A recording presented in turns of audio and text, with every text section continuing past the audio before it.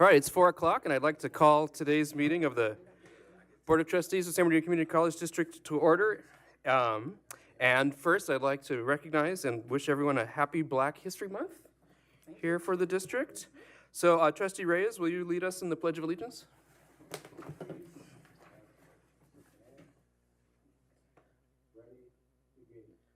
I pledge allegiance to the flag of the United States of America and to the republic for which it stands, one nation, under God, indivisible, with liberty and justice for all. Now move on to public comment. Pursuant to Board Policy 2350, any person may speak to the board either on an agenda item or on other matters of interest to the public that are within the subject matter jurisdiction of the board and before board action is taken. Comments must be limited to 3 minutes per speaker and 20 minutes on the same or substantially similar topic. Unless a majority of the board votes to extend the time limit. As a matter of policy, members of the board may not discuss or respond to matters raised during public comment unless the matters are properly noticed for discussion or action in open session. If you have any questions about access or if you require accommodation to participate in the public meeting, please contact the Chancellor's office as far in advance of the meeting as possible. Do we have public comment? We have one, however, I don't see the individual in the room. It came about online. Okay. We can hold it to see if he shows up and bring it to your attention. Okay. So we can reopen the public comment period if this individual shows up. Okay. Alicia Olara, who I believe is a student at Valley College. That is correct. We'll move on for the moment to approval of minutes, beginning with the January 9th, 2025 board business meeting minutes. Or let's do them both together. And the January 23rd board strategy session. Do we have a motion? I'll second. All right. So we have a motion by Trustee Betters, seconded by Trustee Aguilera. Is there any discussion? Hearing none, we'll move on to our electronic vote. Student trustees first, and then.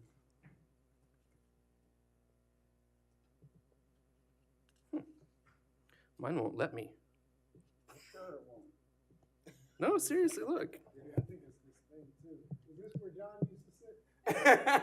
Hey, mine worked just fine. This one's not working. Yeah, mine's not working either. Mine is lit up to vote. Well, let's do a quick roll call vote then.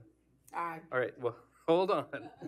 We'll do it by roll call. Student trustee Nutter? Aye. Student trustee Reese-Martinez? Aye.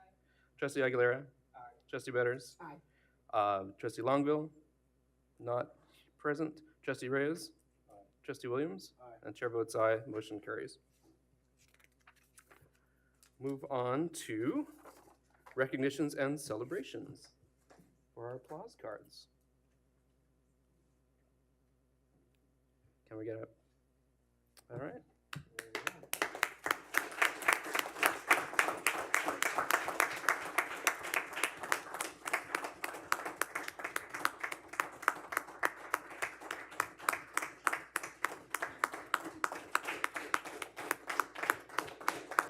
Cool. Thank you very much. Moving on to 5B, retirement recognition. Chancellor? Thank you. So the first retirement that we have is for Dr. Peter John Stanskis, or Dr. John, as many of us know him by. After 27 years of service to the district, and specifically at Valley College, John submitted his letter of intent to retire effective January 20th, 2025. He began his employment with the district as an adjunct faculty member teaching physics. In 2001, he earned the position of chief facilitator for the Science Learning Center, also known as the MESA Center at that time, and then moved on to a full-time faculty position in 2001 teaching chemistry. John remained in the chemistry instructor position, earning his tenure. Followed by that, he earned the Dean of Science position, again at Valley. He assumed many, many roles outside of the campus and outside of the institution. He served as the president of the statewide academic senate. He was also the the vice chancellor for academic services at the statewide chancellor's office. John retired in January 20th, and passed shortly thereafter. So we wish his family well, and we know that he is resting in peace.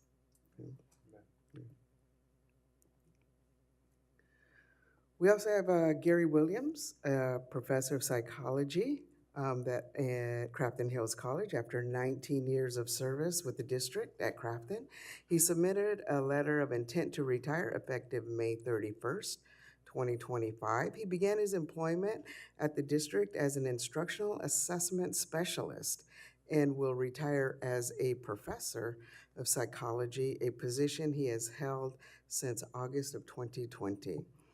The commitment and dedication of the individual has shown to the student's success is just unwavering, and the district is truly grateful for all of the years of service from these two gentlemen. Thank you, Chancellor, and certainly our thoughts are with Dr. Stanska's family, and congratulations to Professor Williams. Can I say something about John? Sure. I was very saddened to hear that he passed. But at the same time, I don't know if you followed what was going on. He was having a lot of problems.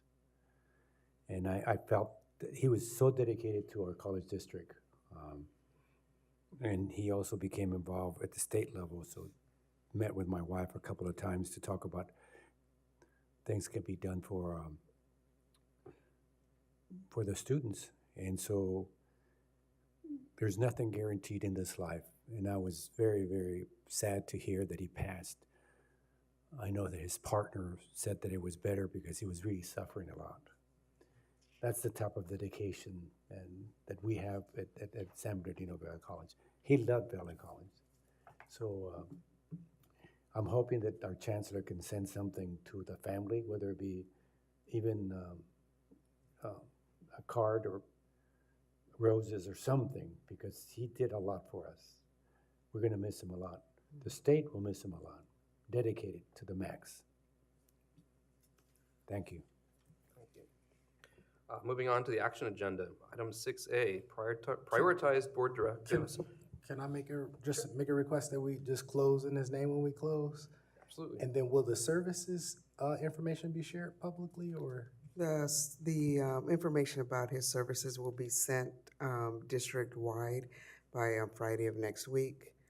It will be on March 21st in B100 at 1:30 in the afternoon. Following that, there will be a reception by invitation only from the family at a local residence. Thank you. All right, prioritize board directives for development of the 2025-26 budget for final reading. Do we have a motion to approve the prioritized directives? I move to approve. I second. So we have a motion to approve the prioritized board directives for development of the 2025-26 budget for final reading by Trustee Aguilera, second by Trustee Reyes. Is there any discussion? All right, hearing none, we'll go ahead with our vote. Let's see if voting works this time around. Otherwise, we'll do roll call. All righty. Student trustees? It's working. Okay. 1, 2, 3, 4, 5, 7. Yes, we're all there. Motion carries.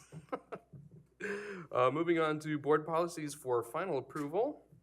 Do we have a motion? I move to approve board policies for final approval.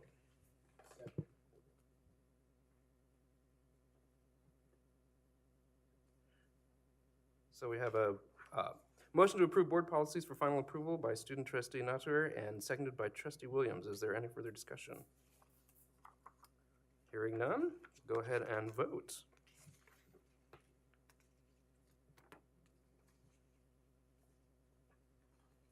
And the motion carries unanimously. Moving on to item 7, consent agenda, which is of course expected to be routine and non-controversial and will be acted upon by the board at one time without discussion. Any member of the board, staff member, or citizen may request that an item be removed from this section for discussion. Are there any items to pull from the consent agenda? Dr. Gonzalez, I'd like to pull items B2 and B6, tabled for possible further agenda or future agenda. Okay. Any other items to pull from today's consent agenda? Hearing none, let's go ahead and, do we have a motion to approve it, actually? I'll move it. I second. So we have a motion to approve the consent agenda with the exception of items 7B2 and B6. Motion by trustee Betters, second by trustee Nuttall. Any discussion? Hearing none, please cast your votes.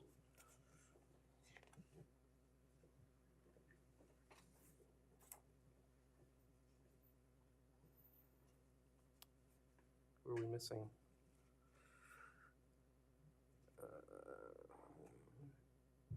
One, two, three, 4, 5, 6. Oh! There we are. Motion carries unanimously. Thank you very much. Okay. Move on to item 8, reports. Sorry, you're gonna have to listen to me for a while. Let me find my notes here. Board Finance Committee report. So the committee heard that the district currently has reached 99% of our 2024-2025 target for enrollment, and that the fall 2024 headcount has exceeded the spring 2024 by more than 3,000 students. The commercial properties lease update, we got an update on the district's 4 commercial properties, and as of December 31st of 2024, the occupancy rate is at a high of 93.7% and has a $5.9 million cash flow.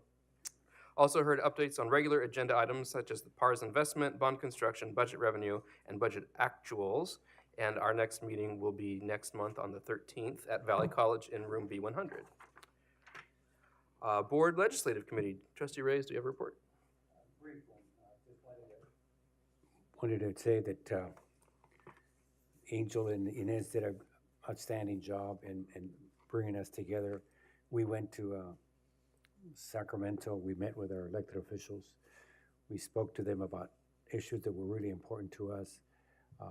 We met with the report is listed here, but we met with about 6 elected officials, senators and assembly people, and organizations.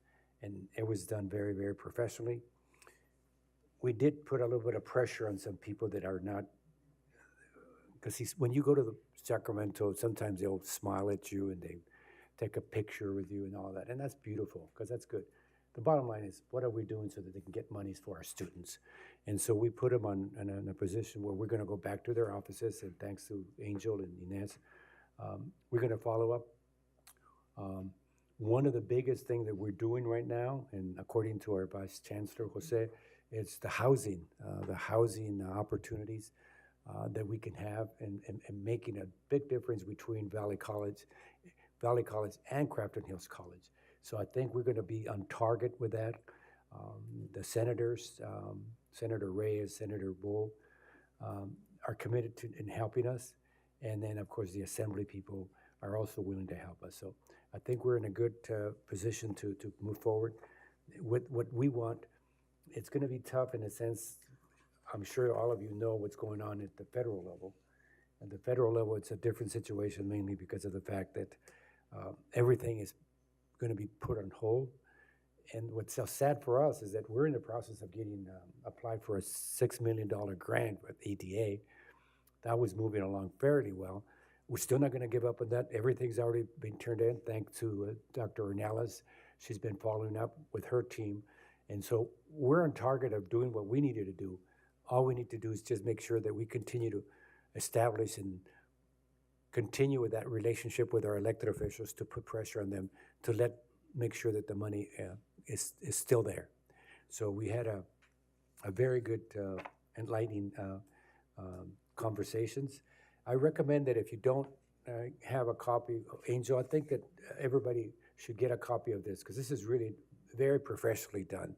And Angel talks a little bit about the important things of contacting the individuals and what individuals are responsible for our district, from the congressional, from the Senate, U.S. Senate, congressional, state Senate, and the Assembly.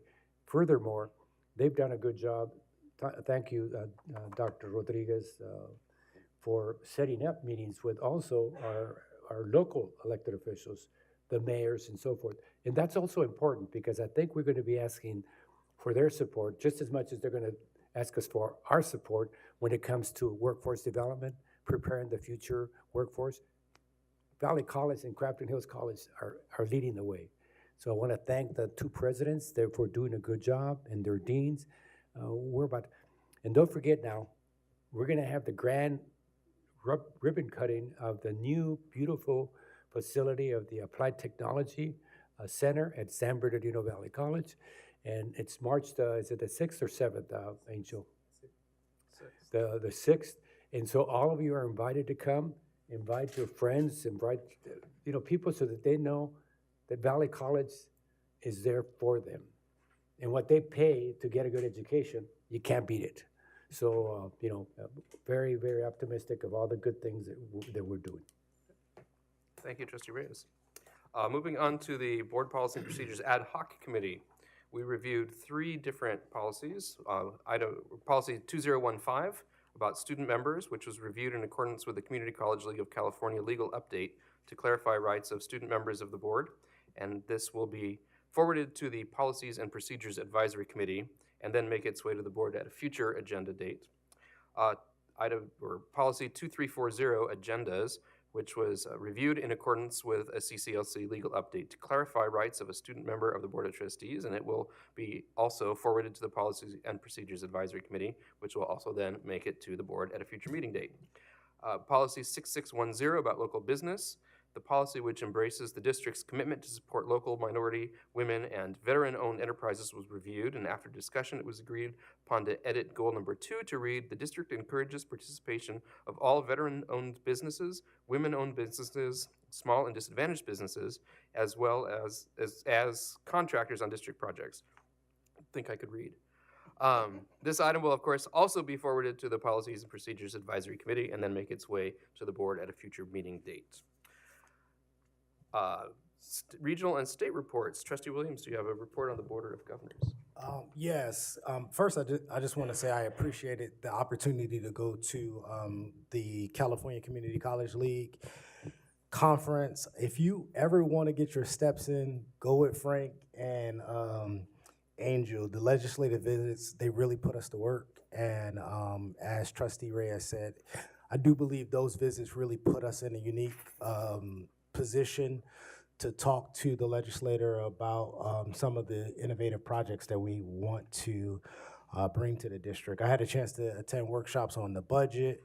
There was an advanced workshop on chairing trustee meetings, and then also really interesting workshop on student housing and what other districts throughout the state was doing. And I appreciated both Trustee Aguilera and Reyes for attending the Black Caucus meeting.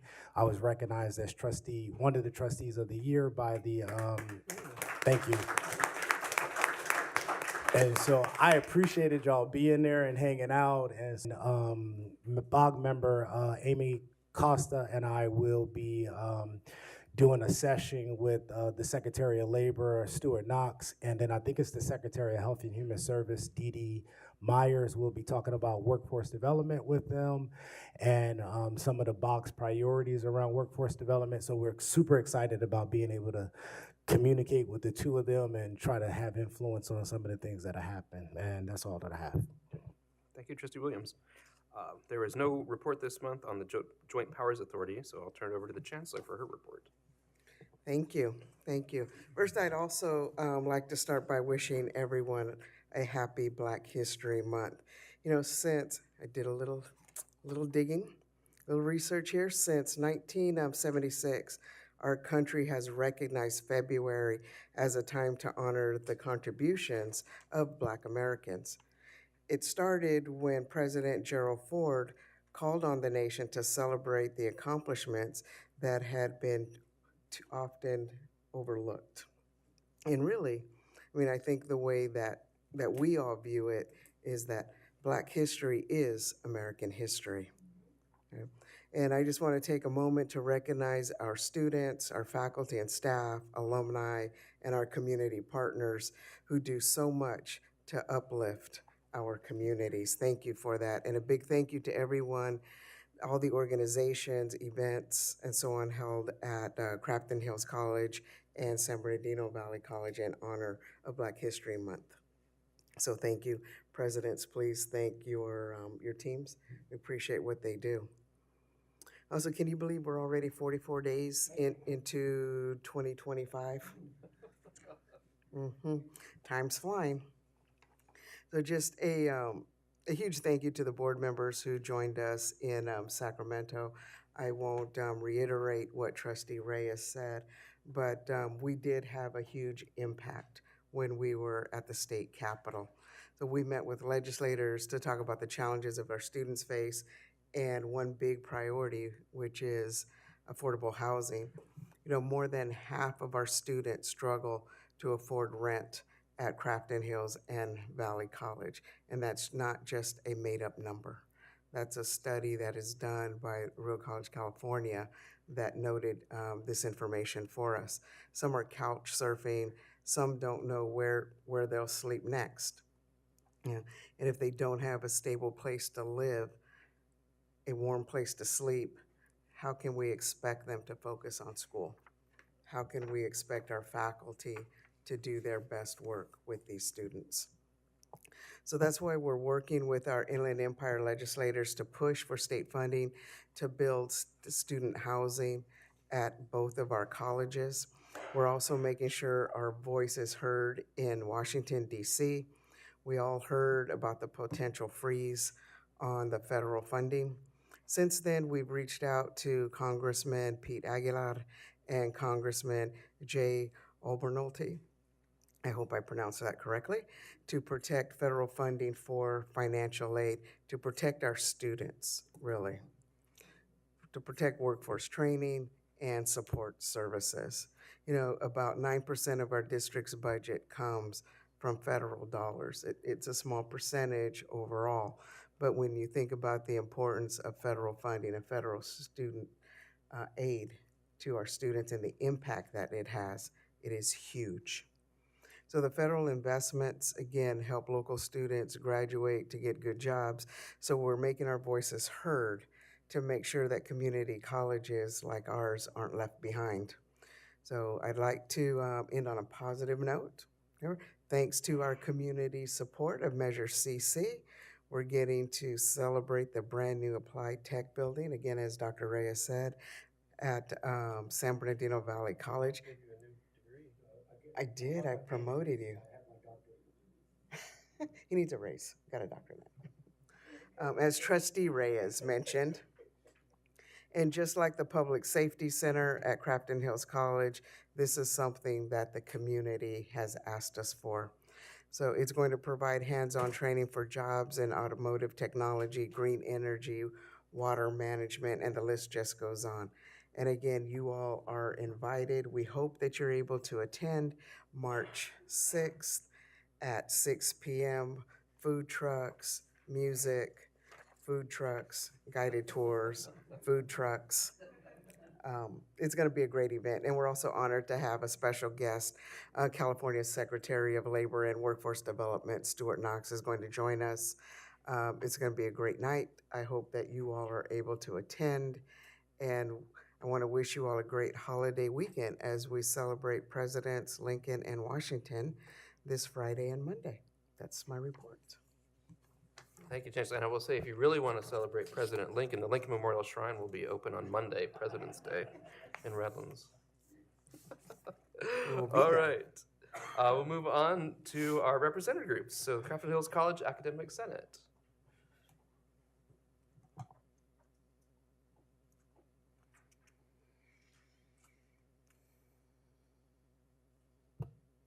Good evening, everyone. We'll see which lasts longer, my voice or my report. So we'll see. If I have to end early, I apologize.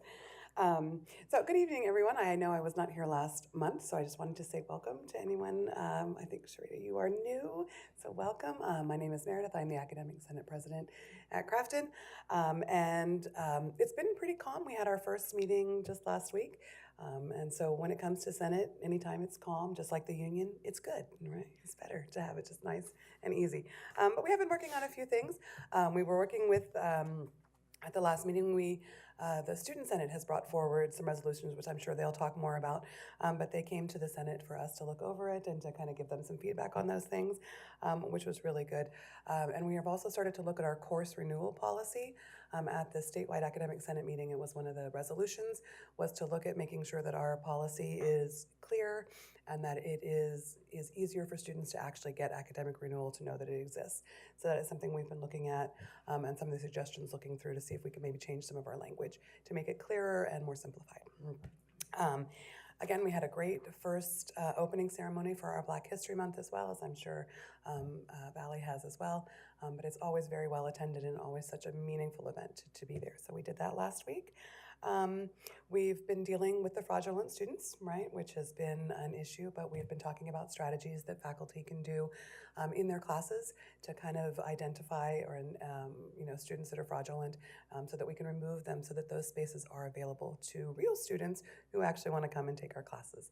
So we've been working on that. And we've just continued to talk about enrollments, increasing enrollments, looking at dual enrollment. We started that committee, and it is moving forward to deal with some of those issues to make sure that we can make that a sustainable process at Crafton. So that is about all that we have had. So that concludes my report. Thank you, Professor McLaren. Crafton Hills College Classified Senate. No report? How about the Crafton Hills College Associated Students?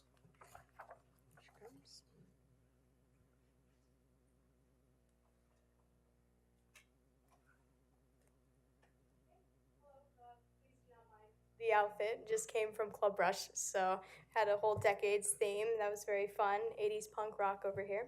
Anyway, so what we have done so far. So recently the Student Senate elected and appointed new members to fill various vacancies.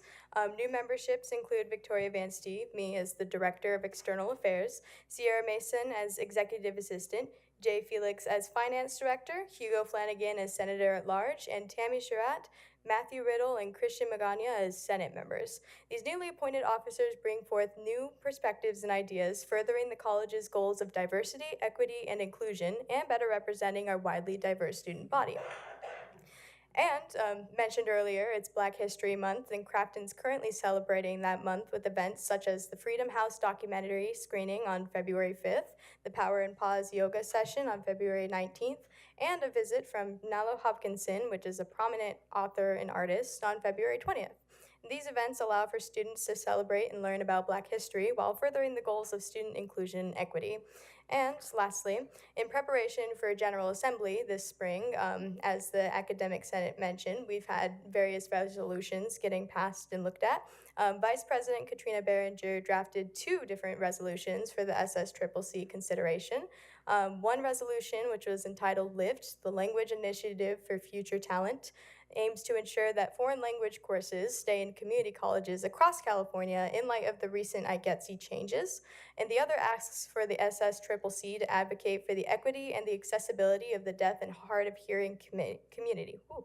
Both resolutions were sponsored by the Crafton Student Senate, and the foreign language resolution was sponsored by the Crafton Hills College Academic Senate. So yeah, that's about it. Thank you. Thank you very much. Mr. Chair, can I make a quick comment? Sure. I would like to first congratulate Victoria Van Stee on her new appointment as External Affairs Director. I look forward to working with you at the district office. I would also like to take a moment to announce and congratulate our new Student Senate President, Jared Shaw. President Shaw was actually the one who initially convinced me to be involved in student government, so I wouldn't really be sitting here where I am today if it weren't for him. So I look forward to what our Student Associate Government has to accomplish this year under his leadership. Thank you. Thank you. San Bernardino Valley College Academic Senate. No report? All right. Classified Senate? Okay, how about the San Bernardino Valley College Associated Students? Oh, we're just flying through this agenda. CSEA. All right, I know CTA is here.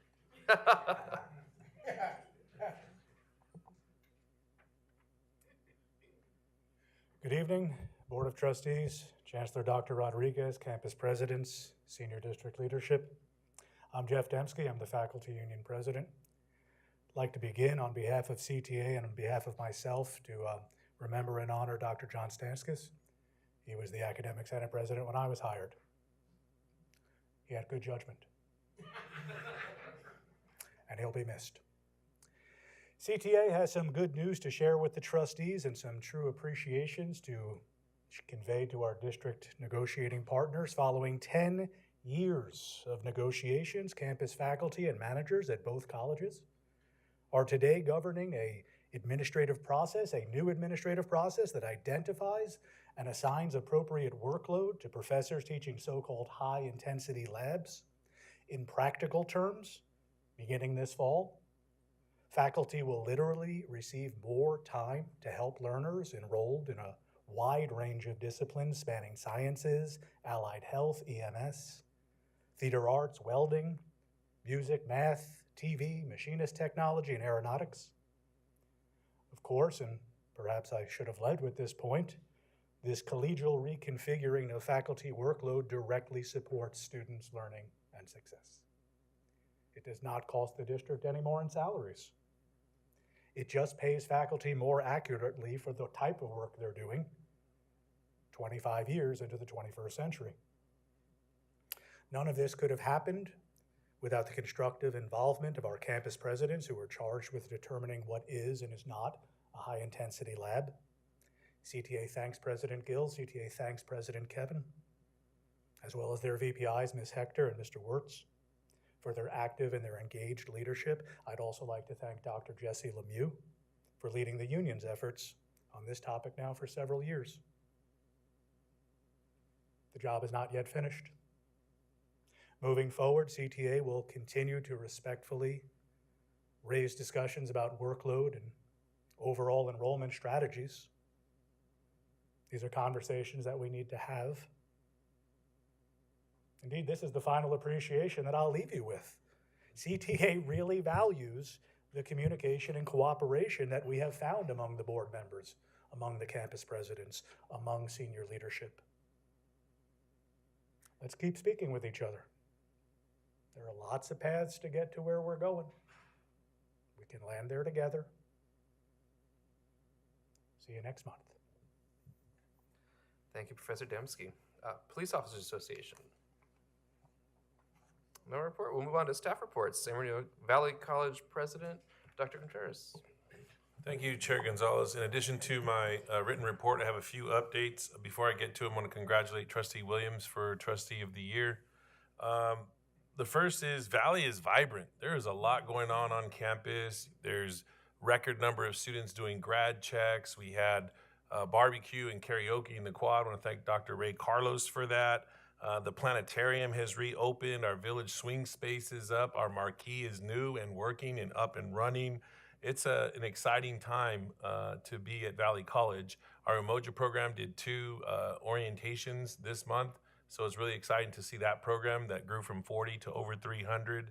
And we're getting ready for our ribbon cutting on March 6th. So Valley is extremely vibrant at this time. Also want to acknowledge and thank everybody for our Black History Month on February 1st, Saturday. Our Umoja Tumaini, our Black Faculty and Staff Association, Amen Brothers, took a group of 40-plus students to the HBCU Battle of the Bands College Expo at SoFi Stadium. Just a transformational experience, and it's really neat to see Black History Month kick off that way. Double down on Wednesday with Dr. Chris Emden in our auditorium with just a powerful expression and experience, and the takeaway from that was the presence of love and education, how we can apply that in the classroom and everywhere we go. And I think there's a lot of momentum on that front. And then finally, I just want to draw attention to, one more. Dr. Anthony Blackshire had an outstanding poem at Chris Emden's event. He was also featured at the state for his poem Sanctuary. and it's about the transformative role of colleges and resilience of our students. And just want to end with tonight, the board approved the hiring of our new head football coach, who's here in attendance, Mr. James Griffin Avant. So excited.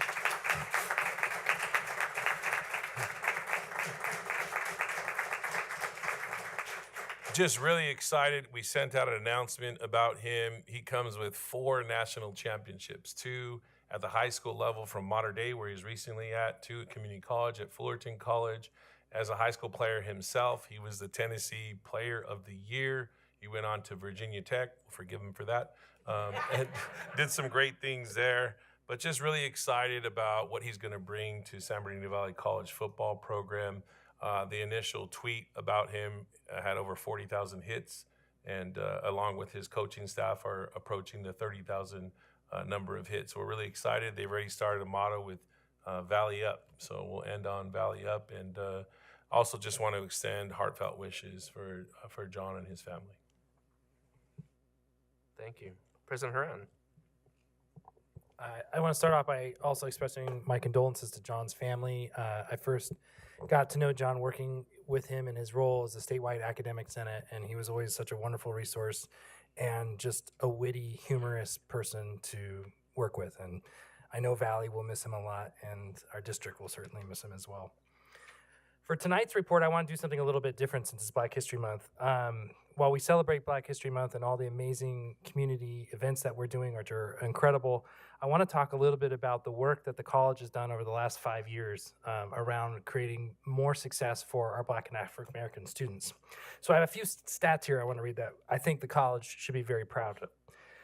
For our UC and CSU admit rates, for UC in 2017-18, our acceptance rate was 67%, and then in 2022-23, it was 79%, and we just found out in 23-24, it was 100% acceptance to the UC. Similarly, increases with the CSU. In fall of 21, it was 78%, and in fall of 24, it has reached 85%, and it has closed the equity gap for transfer rates. Our course success rates have increased also significantly from 21-22, from 63.6% to 67.2% in 2024. This is the highest rate the college has ever achieved, and it has also closed the equity gap. Completion of transfer level math for Black and African American students has jumped from 24% in 2019-2020 to 74% in 23-24. This has also closed the equity gap. For completion of transfer level English, it has jumped from 34% in 2014-15 to 66% in 2019-20 to 68% in 23-24. It's the highest rank in the last 10 years for this, and it has also closed the equity gap. This work has been facilitated by our outstanding faculty, our classified professionals, our folks in student services. It's been an institutional effort to create a better environment, more successful environment for our African American students. And I could not be happier to report this out in Black History Month. Thanks, that's my report. Thank you very much, President Hearn. Yeah.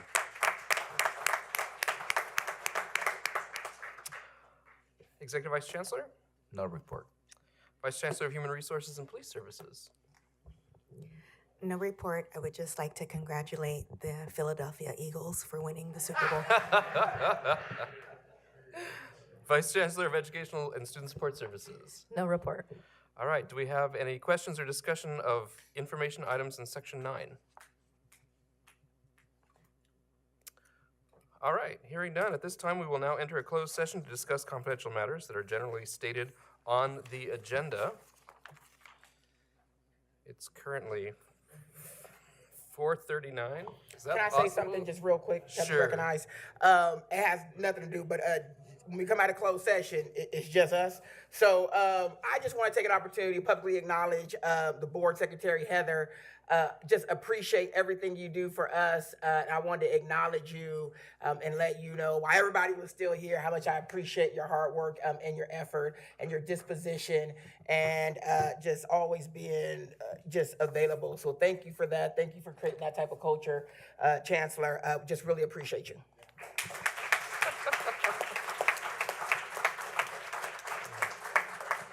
Do we have any public comments on closed session items?